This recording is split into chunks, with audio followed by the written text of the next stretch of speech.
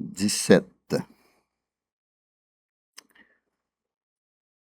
Cependant, le souverain sacrificateur et tous ceux qui étaient avec lui, savoir le parti des Sadducéens,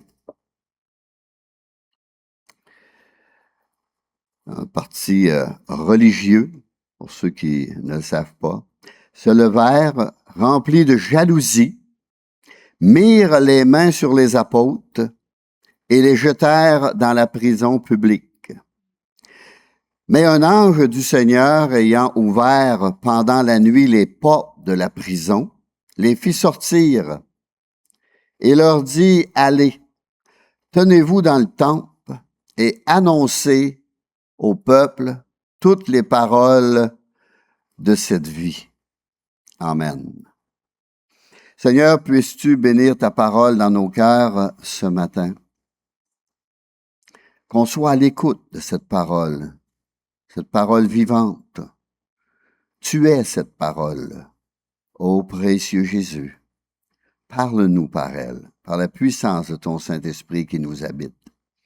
Et dans le nom de Jésus, je prie. Amen. Ici, on peut voir l'assurance des apôtres. Prenez ça comme une étude de ce matin. Alors, l'un des effets les plus marquants de la Pentecôte fut d'emmener les disciples dans une relation plus étroite, plus vivante avec Jésus, comme leur sauveur ressuscité. Et grâce à ce baptême de feu, les disciples ne faisaient plus qu'un cœur et qu'une âme. Amen.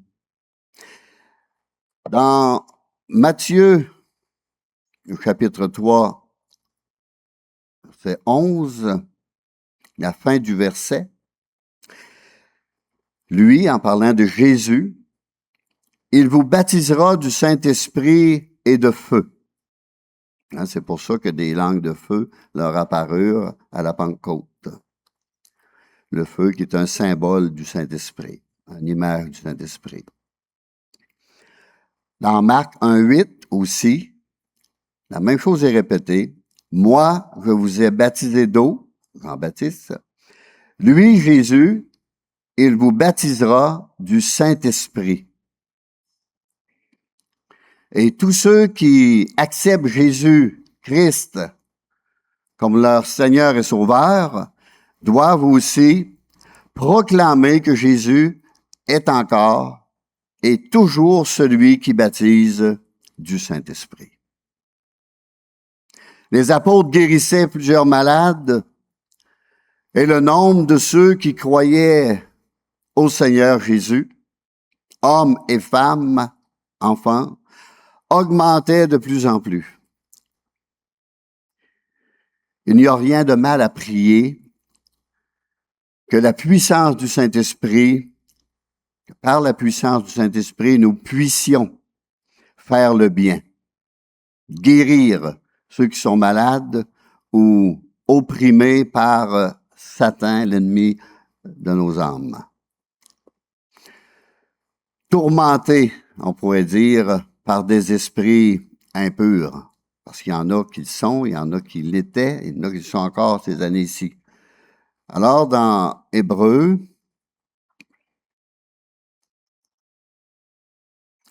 au chapitre 2, verset 1er, et on va lire jusqu'au verset 4. C'est pourquoi nous devons d'autant plus nous attacher aux choses que nous avons entendues par rapport à la parole de Dieu et Christ, de peur que nous ne soyons emportés loin d'elle. Car si la parole annoncée par des anges a eu son effet, et si toute transgression et toute désobéissance a reçu une juste rétribution, comment échapperons-nous en négligeant un si grand salut qui, annoncé d'abord par le Seigneur, nous a été confirmé par ceux qui l'ont entendu. Ici, ça parle des apôtres. Dieu appuyant leur témoignage par des signes, des prodiges et divers miracles, et par les dons du Saint-Esprit distribués selon sa volonté, selon la volonté de Dieu, la volonté du Saint-Esprit. On va retourner dans Actes des Apôtres. Et le verset 17 et 18, ils furent jetés en prison, dans une prison publique. Et les apôtres savaient très bien que c'était leur amour et leur identification avec Jésus-Christ qui leur apportait cette persécution. Ils le savaient. Tous ceux qui veulent vivre pieusement en Jésus-Christ seront persécutés, nous dit la parole de Dieu. Alors, il faut s'attendre à vivre des persécutions aussi, là. Jésus a averti sur cela. Et là, on va aller dans Luc.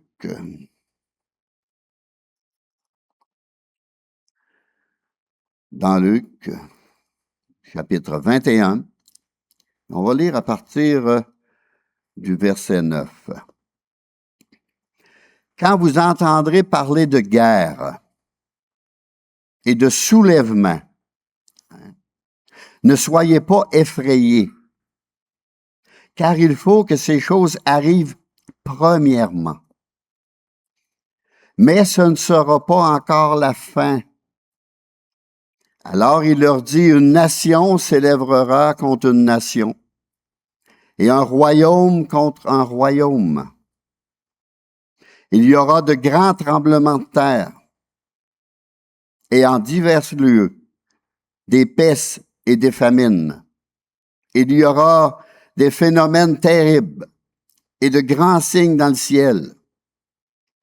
Mais avant tout cela, on mettra la main sur vous et l'on vous persécutera.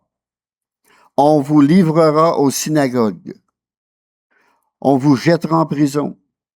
On vous mènera devant les rois et devant les gouverneurs à cause de mon nom. Cela vous arrivera pour que vous serviez de témoignage. Alors mettez-vous donc dans l'esprit de ne pas préméditer votre défense, car je vous donnerai une bouche et une sagesse à laquelle tous vos adversaires ne pourront résister ou contredire.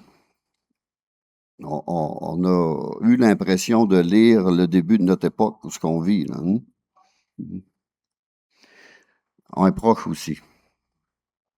Et ça arrive. On l'a devant la TV, là, des tremblements de terre, toutes sortes de choses, des pestes, des famines. Ça commence.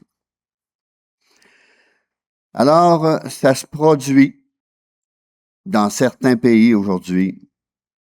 Et les apôtres étaient en train de le vivre, eux aussi. Pas des tremblements de terre, mais des persécutions. On parle de persécutions. Alors, les dirigeants étaient remplis d'indignation, de colère et de crainte, car la doctrine des apôtres avait rempli Jérusalem. Et si elle était vraie, cette doctrine-là, alors elle prouvait que celui qui l'avait tué était véritablement le Fils de Dieu. C'est une preuve. Alors, c'est pour ça que ces hommes-là n'aimaient pas ça. Et si je retourne dans Acte 5,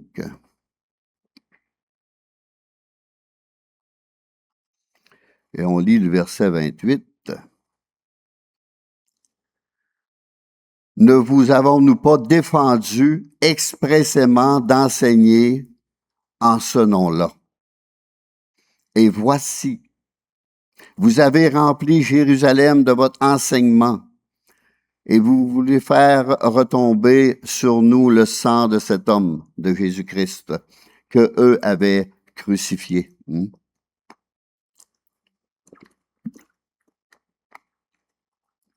Ils pensaient qu'en crucifiant Jésus, tout arrêtait là. Mais ça n'a pas été le cas. On va aller au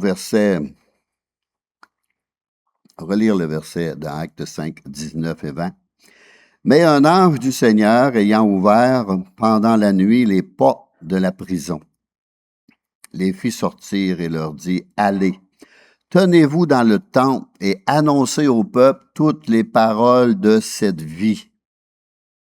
Annoncez cette vie nouvelle, cette vie spirituelle, cette vie éternelle. Ceux qui sont fidèles à Dieu, leur Sauveur, bénéficient de miracles et de miséricorde que les autres ne peuvent pas comprendre. L'ange ne dit pas ici aux apôtres, maintenant, courez, sauvez-vous, rentrez dans vos maisons, cachez-vous. Au contraire, il leur dit, retournez au temple et continuez à enseigner. Wow! Annoncez au peuple toutes les paroles de cette vie, c'est-à-dire tout le message du salut de Dieu, tout le message de la parole de Dieu. Cette délivrance et cette mission à accomplir a renforcé encore plus leur foi.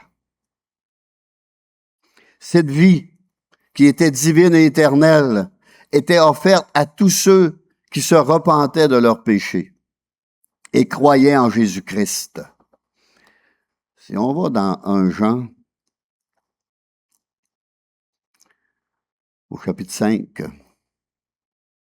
on va lire à partir du verset 10. Celui qui croit au Fils de Dieu a ce témoignage en lui-même, une conviction en nous-mêmes, là, au-dedans de nous. Celui qui ne croit pas le fait menteur, puisqu'il ne croit pas au témoignage que Dieu a rendu à son Fils. Et voici ce témoignage. C'est que Dieu nous a donné la vie éternelle et que cette vie est dans son Fils. Celui qui a le Fils a la vie. Celui qui n'a pas le Fils de Dieu n'a pas la vie spirituelle, éternelle. C'est une obligation. Je vous ai écrit ces choses afin que vous sachiez que vous avez la vie éternelle, vous qui croyez au nom du Fils de Dieu. C'est pour ça qu'hier, j'ai parlé de la vie éternelle, puis que je disais que Frère Renal avait cette assurance-là dans sa vie. Parce qu'il avait accepté Jésus-Christ, il avait ouvert la porte de son cœur, puis Dieu avait pardonné ses péchés. Puis il le savait. Puis il avait cette conviction-là en lui-même. C'est pas écrit que vous aurez peut-être la vie éternelle. Que vous sachiez que vous avez la vie éternelle. C'est une conviction. C'est pour ça que ça se règle ici-bas et non l'autre bord. L'autre bord, c'est trop tard.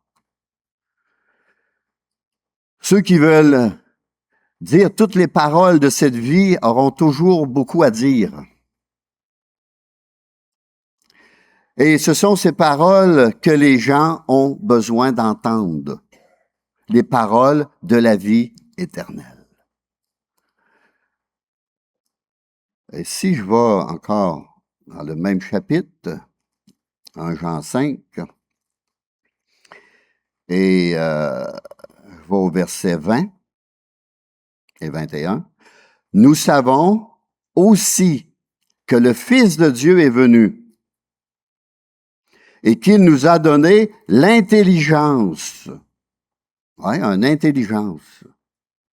Pour connaître le véritable avec un gros V. Et nous sommes dans le véritable en son Fils Jésus-Christ.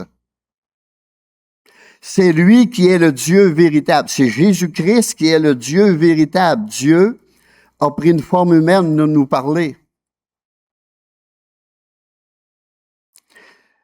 Je relis le verset 21. C'est lui qui est le Dieu véritable et la vie éternelle. Petits-enfants, gardez-vous des idoles, gardez-vous de tout le reste. C'est des idoles de la poubelle. C'est ça que ça veut dire. Le salut est en Jésus-Christ. Et les apôtres étaient consacrés au Seigneur Jésus-Christ. Ils avaient consacré leur vie. Dans Jean 5, acte 5, excusez, on va aller au verset 21. Ayant entendu cela, ils entrèrent dès le matin dans le temple et se mirent à enseigner. Ils ont obéi. Le souverain sacrificateur et ceux qui étaient avec lui étant survenus, ils convoquèrent le Sanhédrin, l'élite, tous ceux de la tête, là, et tous les anciens des fils d'Israël, et ils envoyèrent chercher les apôtres à la prison. Parce que là, ils voulaient leur faire un genre de procès. Et les huissiers, à leur arrivée, ne les trouvèrent point dans la prison. Ils s'en retournèrent et firent leur rapport, en disant, nous avons trouvé la prison soigneusement fermée. Et les gardes qui étaient devant les portes, mais après avoir ouvert, nous avons trouvé personne dedans ou à l'intérieur. Et lorsqu'ils eurent entendu ces paroles, le commandant du temple et les principaux sacrificateurs, ne sachant que penser des apôtres et des suites de cette affaire, quelqu'un vint leur dire, voici les hommes que vous avez mis en prison sont dans le temple et ils enseignent le peuple. Wow! Les dirigeants n'ont pas aimé ça. Ils n'ont pas désobéi à l'ordre de l'ange. Ils ont été obéissants. Combien de nous auraient obéi? Ah non, les autorités nous ont dit de parler, là, il faut soumettre à ça, il ne faut pas parler de Jésus, il faut se taire, il ne faut plus n'en parler un mot à personne. On peut dire que ces hommes dirigés par le Saint-Esprit avaient une seule raison de vivre, faire la volonté de Dieu. Accomplir la volonté de Dieu, le plan de Dieu pour leur vie. Le désir de plaire au Seigneur Jésus était la raison suprême de leur âme.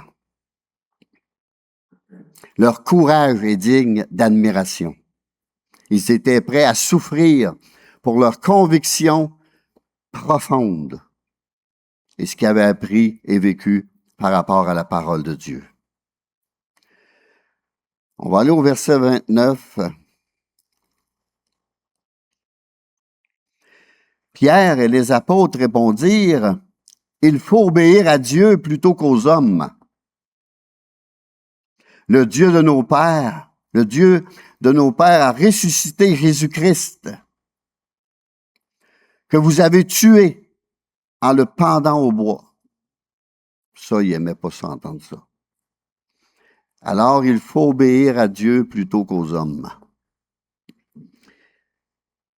Bien qu'ils viennent juste de sortir de prison, ils n'avaient pas peur de regarder les ennemis de Christ droit dans les yeux et déclarer, Dieu a ressuscité Jésus que vous avez tué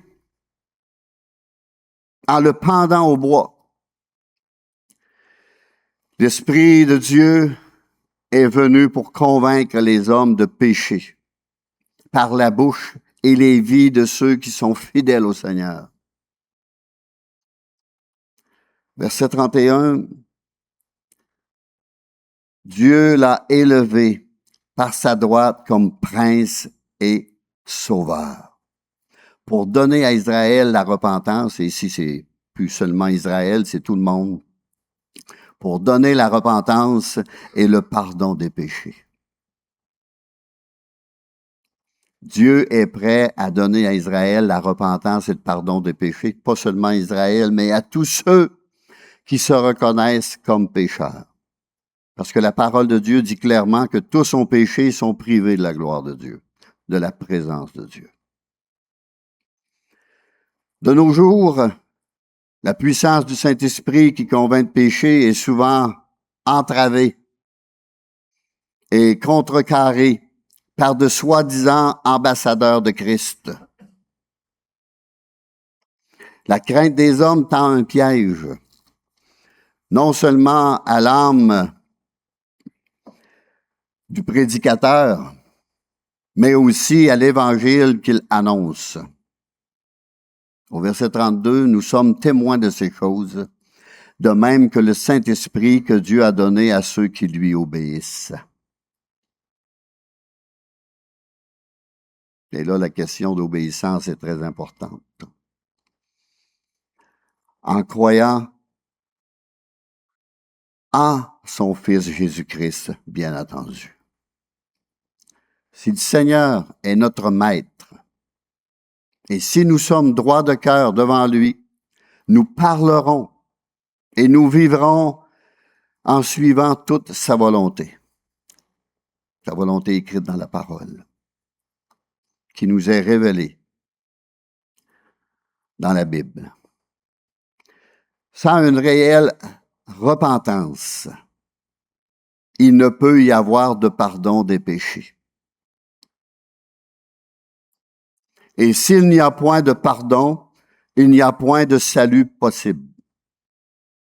Ça prend le pardon. Au verset 33. Furieux de ces paroles, il aurait dû tout tomber à genoux et se repentir. Mais non, Furieux de ces paroles, il voulait les faire mourir. Tuons-les, débarrassons-nous de ce monde-là. Mais t'en tues un, il en réapparaît 10. Ça fonctionne comme ça. Pensons à Étienne, un homme plein de foi et rempli du Saint-Esprit. Dans Acte 7, on va virer au verset 51. On le lit parfois, mais c'est bon de le relire et de le relire.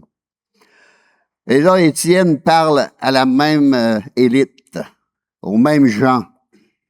Hommes au cou raide, incirconcis de cœur et d'oreille. Vous vous opposez toujours au Saint-Esprit. Ce que vos pères ont été, vous l'êtes aussi. Lequel des prophètes vos pères n'ont-ils pas persécuté? Ils ont tué ceux qui annonçaient d'avance la venue du juste, de Jésus-Christ, que vous avez livré maintenant et dont vous avez été les meurtriers. Vous qui avez reçu la loi d'après des commandements d'ange et qui ne l'avez point gardée. En entendant ces paroles, ils étaient furieux dans leur cœur et ils grinçaient des dents contre lui. Il aurait dû se repentir. Ben non, ils se sont endurcis. Mais Étienne, rempli du Saint-Esprit et fixant les regards vers le ciel, vit la gloire de Dieu et Jésus debout à la droite de Dieu. Il dit, « Voici, je vois les cieux ouverts et le Fils de l'homme debout à la droite de Dieu, Jésus-Christ. » Et ils poussèrent alors de grands cris, en se bouchant les oreilles pour rien entendre, hein? Et ils se précipitèrent tous ensemble sur lui, le traînèrent hors de la ville et le lapidèrent. Les témoins déposèrent leurs vêtements aux pieds d'un jeune homme nommé Saul. C'étaient les membres du Saint-Hédrin, ça. L'élite religieuse. Les mêmes qui voulaient faire mourir les apôtres. Ils ne voulaient pas entendre parler de la résurrection de Jésus. Pourquoi? Il avait même payé des gens pour fournir de faux témoins. Acte 6, 11. Ils produisirent de faux témoins. Au lieu de se repentir, de croire, c'est ça la religion, c'est ça les religieux. C'est ça. Dans Acte 5, 30, Le Dieu de nos pères a ressuscité Jésus que vous avez tué en le pendant au bois.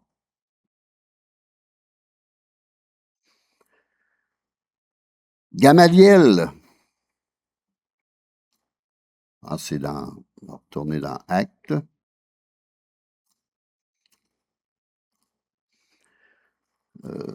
C'est 34. Ouais, 34. Mais un pharisien nommé Gamaliel, docteur de la loi, estimé de tout le peuple, se leva dans le Sanhédrin et ordonna de faire sortir un instant les apôtres. Gamaliel est celui qui avait été professeur de Saul, que son nom a été changé par Paul, l'apôtre Paul. Et on peut voir ça dans Actes 22.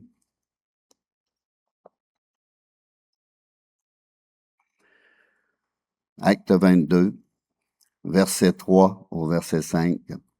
Ici, c'est Paul. Je suis juif, né de Tarse, en Cilicie, mais j'ai été élevé dans cette ville et instruit aux pieds de Gamaliel dans la connaissance exacte de la loi de nos pères, étant plein de zèle pour Dieu, comme vous l'êtes tous aujourd'hui. J'ai persécuté à mort cette doctrine, la doctrine des apôtres, liant et mettant en prison hommes et femmes. Le souverain sacrificateur et tout le collège des anciens m'en sont témoins. J'ai même reçu 2 des lettres pour les frères de Damas, où je me rendis afin d'amener liés à Jérusalem ceux qui se trouvaient là et de les faire punir et même mourir.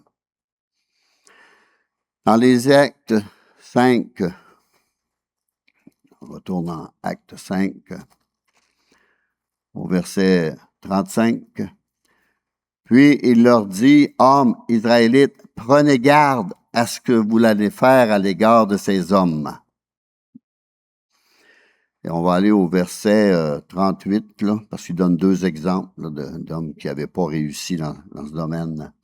Et maintenant, je vous le dis, ne vous occupez plus de ces hommes et laissez-les aller. Si cette entreprise ou cette œuvre vient des hommes, elle se détruira. Mais s'il vient de Dieu, vous ne pourrez la détruire. Ne courez pas le risque d'avoir combattu contre Dieu. Et ils se rangèrent à son avis, et ayant appelé les apôtres, écoutez bien, ils les firent battre de verge et leur défendirent de parler au nom de Jésus et le relâchèrent. Battre de verge, ça, des fois, c'était 39 coups moins, 40 coups moins 1, avec des épines au bout du fouet. Son avis n'indique pas que Gamaliel était chrétien ici, ou même sympathisant, parce qu'ils ont fait battre, là. Ses propos relevaient simplement de la sagesse humaine. Et on peut dire que cette logique plut aux chefs religieux. Ils ont été contents de cela. Et au verset 41, les apôtres se retirèrent de devant le Sanhédrin, joyeux d'avoir été jugés dignes de subir des outrages pour le nom de Jésus. Ça, c'est une coche au-dessus de nous autres, ça. Lorsque nous subissons des outrages, des persécutions, des attaques, des coups, des insultes, etc., etc., pour le nom de Jésus, ne cédons pas à la colère, ni à une vengeance personnelle ou une vengeance terrible.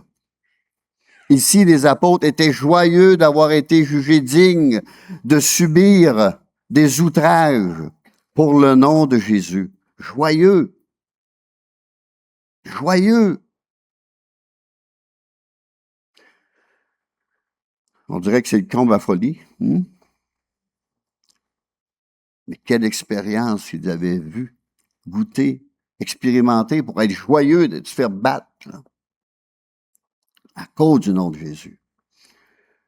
Être déshonoré par le monde pour le nom de Jésus, c'est recevoir l'honneur de Dieu, l'approbation de Dieu. Ils partageaient les souffrances de Christ, leur Seigneur, leur Maître, leur Sauveur. Jésus les avait prévenus qu'ils seraient appelés à souffrir à cause de son nom. Et si on va autre Jean,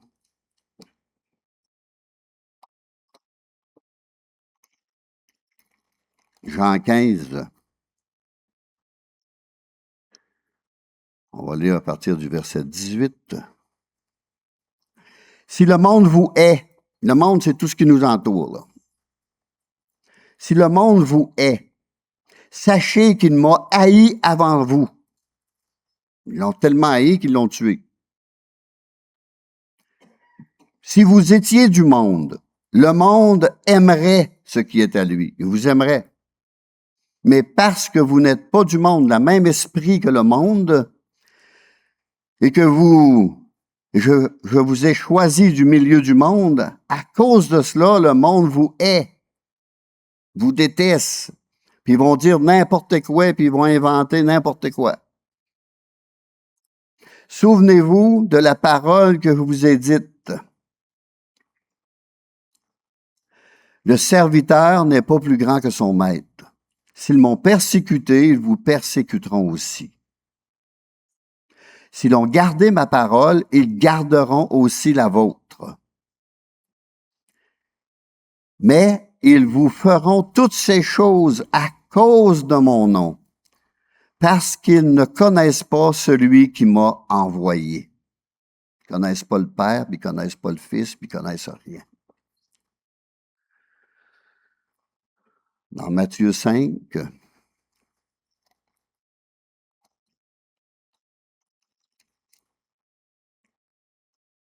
Matthieu chapitre 5, verset 11. Heureux serez-vous lorsqu'on vous outragera, qu'on vous persécutera et qu'on dira faussement de vous toutes sortes de mal à cause de moi. Réjouissez-vous et soyez dans l'allégresse, parce que votre récompense sera grande dans les cieux. Car c'est ainsi qu'on a persécuté les prophètes qui ont été avant vous. Mais il va y avoir une récompense qui va être très grande. Dans 1 Pierre 4, 14. Si vous êtes outragés pour le nom de Jésus-Christ, ou le nom de Christ, vous êtes heureux parce que l'Esprit de gloire, l'Esprit de Dieu repose sur vous.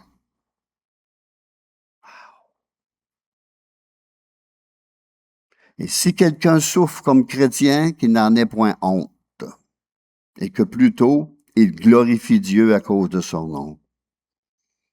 Il y a aussi, dans le deuxième épître de Paul aux Corinthiens,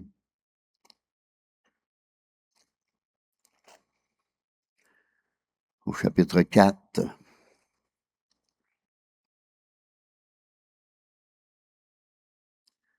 et au verset 16,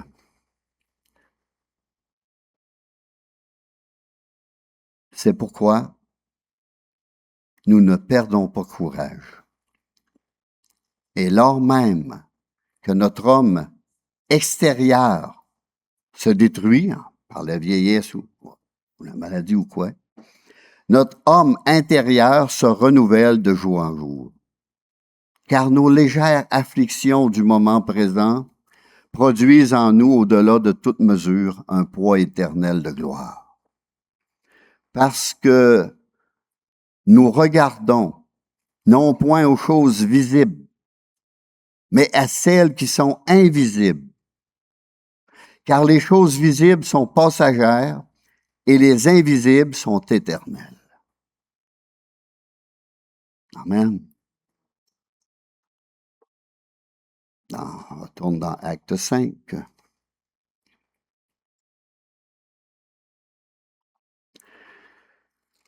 Acte 5, et on va aller au verset 42. Et chaque jour, dans le temple et dans les maisons, il ne cessait d'enseigner et d'annoncer la bonne nouvelle de Jésus-Christ. Ça ne les a pas arrêtés d'aucune façon.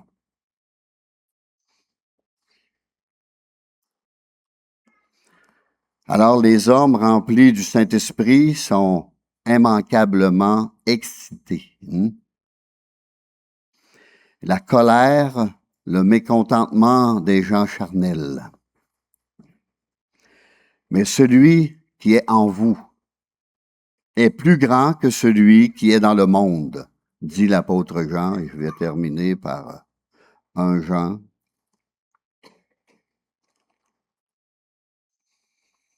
Au chapitre 4,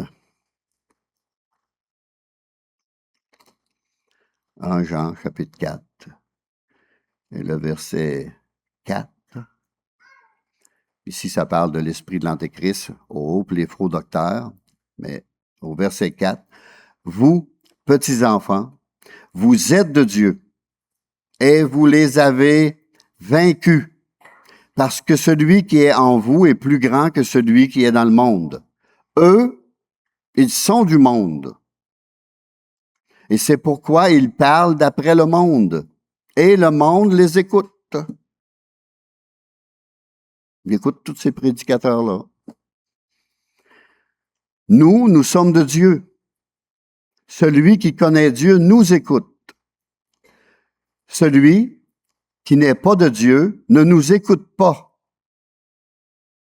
Et c'est là que nous connaissons l'esprit de la vérité et l'esprit de l'erreur, l'esprit du mensonge. Amen. Alors, il faut s'attendre peut-être à des persécutions qui vont venir. La Bible nous avertit de cela. Et nous dit de quelle réaction avoir. Ne pas se mettre en colère, puis commencer à battre, puis se défendre à coups de poing. On fait comme Jésus a fait. Comme le Maître a fait. Et il nous gardera. Alléluia. Frère Étienne, une prière? Alléluia. J'inviterai les musiciens pour un dernier chant.